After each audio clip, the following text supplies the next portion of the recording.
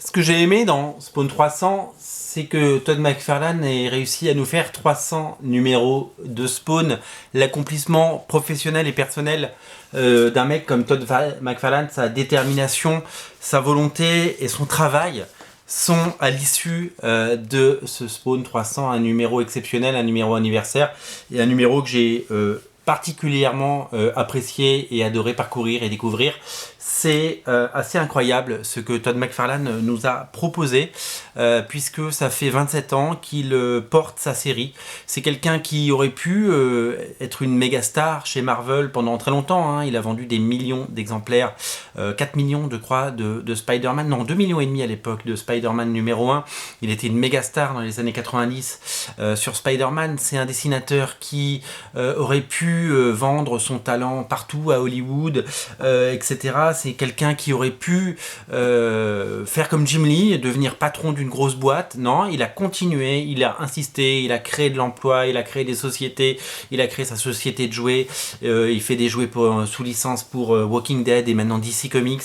C'est un entrepreneur, c'est un génie et ça fait partie de ces gens que j'admire pour son talent. D'abord, regardez la beauté de ce dessin et pour sa réussite et tout ce qu'il a à nous proposé de manière générale. C'est vraiment un artiste hors norme, c'est vraiment un artiste qui compte et il fait partie des légendes au même titre pour moi que Stan Lee, Jack Kirby, Steve Ditko et tous les dessinateurs qu'on a pu aimer. Quel chemin parcouru jusqu'à Spawn 300, 300 numéros, même 301 hein, parce qu'il y a eu un Spawn Résurrection, il y a eu un one shot en plein milieu, il n'avait pas voulu renuméroter sa série, donc en fait il y a 301 numéros, mais dans la numérotation officielle il y en a 300. Bon, il y a eu plein de mini-séries hein, sur Spawn, hein, Bloodfeud, Hellspawn, Curse of the Spawn, Medieval Spawn, il y en a eu plein de choses. À une époque, il était hyper productif. Même s'il n'a pas dessiné les 300 numéros, même s'il n'a pas scénarisé les 300 numéros, il les a tous supervisés.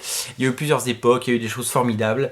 Et voilà, son rêve était d'atteindre les 300 numéros parce que c'est un auteur canadien et que le précédent record de vente de comics à 300 numéros, eh bien, c'était Cerebus par un autre Canadien qui s'appelle Dave Steam. Hein. Vous avez peut-être lu ou pas d'ailleurs de Cerebus qui était sorti à une époque en français. Tout n'est pas sorti, mais il y avait beaucoup de buzz autour de ce titre. Les 300 numéros de Cerebus sont entrés dans l'histoire des comics et Spawn aussi maintenant avec 300 numéros et le 301 le mois prochain qui est déjà en précommande sur originalcomics.fr va encore enfoncer les clous puisqu'il va battre ce record et c'est la première fois qu'une série indépendante qui n'est pas portée par Marvel ou DC Comics va atteindre les 300 numéros. Alors moi Spawn c'est une véritable histoire d'amour parce que ça fait plus de 30 ans que je lis des comics, vous le savez. Et Spawn, quand je l'ai découvert lors d'un voyage aux États-Unis en 1993 ou 12, je crois, j'ai fait waouh, j'ai fait qu'est-ce que c'est que ce truc et j'ai tout de suite adoré parce que graphiquement, ça a toujours été bien produit Spawn. Il y a toujours eu des meilleurs dessinateurs, il y a toujours eu beaucoup de talent, il y a toujours eu beaucoup d'énergie et j'ai toujours adoré cette série. Et au fil des années, j'ai récupéré plein d'anciens numéros. Regardez. Alors, je viens de passer 30 minutes dans ma collection de comics, je ne retrouve pas, il est peut-être mal rangé, je ne retrouve pas le premier numéro. Je l'ai eu, c'est sûr. Est-ce que je l'ai revendu bêtement il y a quelques années ? Ça m'étonnerait pas de moi. Vous connaissez mon côté mercantile.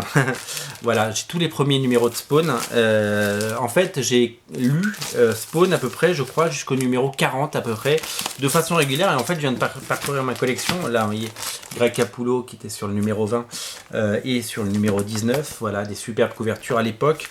J'ai tout gardé. Cette couverture, regardez, cette magnifique couverture de Greg Capullo. J'ai tout gardé, sauf ce numéro 1 que je ne retrouve pas. Et je suis un peu frustré de ne pas l'avoir. Je pensais d'ailleurs vous le montrer lors de cette vidéo et je ne l'ai pas sous le coude, donc c'est pas grave, je vais le retrouver.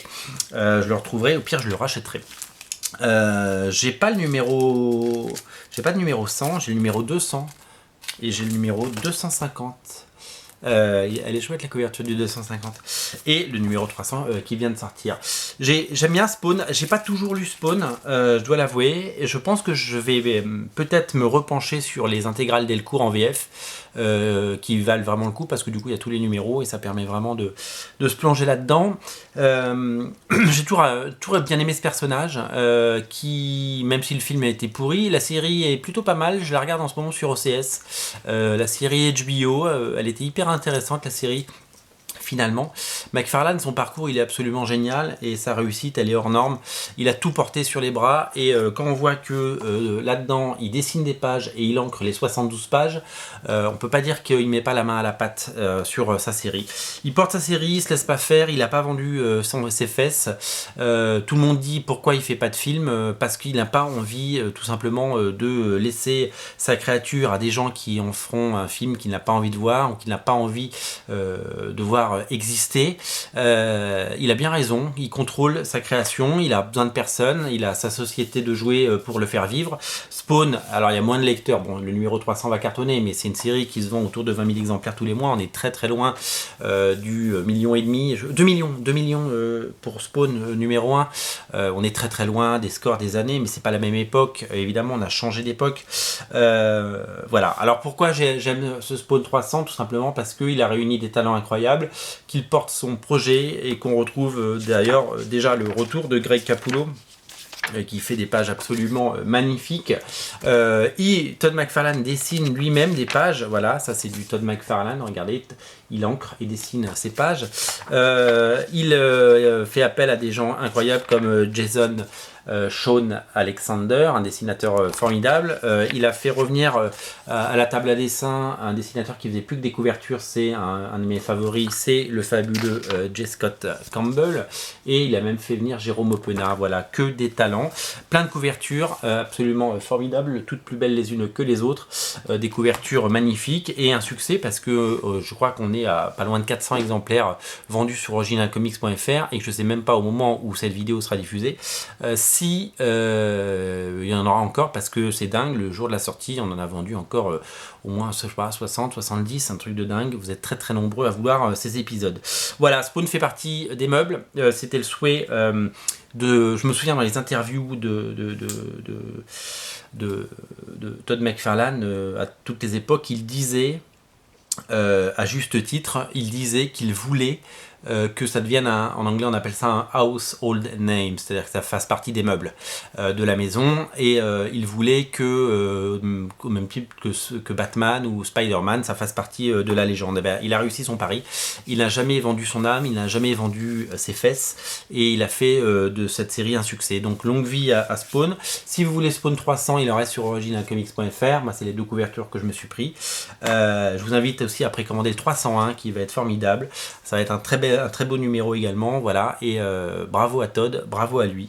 Je vous signale que le Spawn Gallery volume 1 est disponible, il y a les 100 premières couvertures de Spawn avec bien entendu toutes les couvertures de Todd McFarlane, Greg Capullo et Tony Daniel, à ne rater sous aucun prétexte. Je vous signale également la sortie, vous savez peut-être, si vous voulez une signature de Todd McFarlane, du Vault édition volume 2 avec les épisodes 8 à 15 de la série, scénarisé par Alan Moore, Neil Gaiman, Frank Miller et Dave Sim, justement le papa de Cerebus, la réimpression en format à l'échelle 1 des pages originales de Todd McFarlane scannées depuis les originaux, réimprimé dans l'intégralité, limité à 1000 exemplaires, il y a 10 exemplaires dédicacés au monde, peut-être que vous aurez la chance d'en avoir un si vous avez de la chance, et ils sont tous signés, voilà. Ça c'est pour l'actualité Spawn. En tout cas, voilà Spawn 300, c'est une réussite et c'est vraiment incontournable. Donc je vous invite à craquer pour ce magnifique épisode. C'est très beau, il n'y a que du talent et ça donne envie de lire la suite surtout. Donc longue vie à Spawn.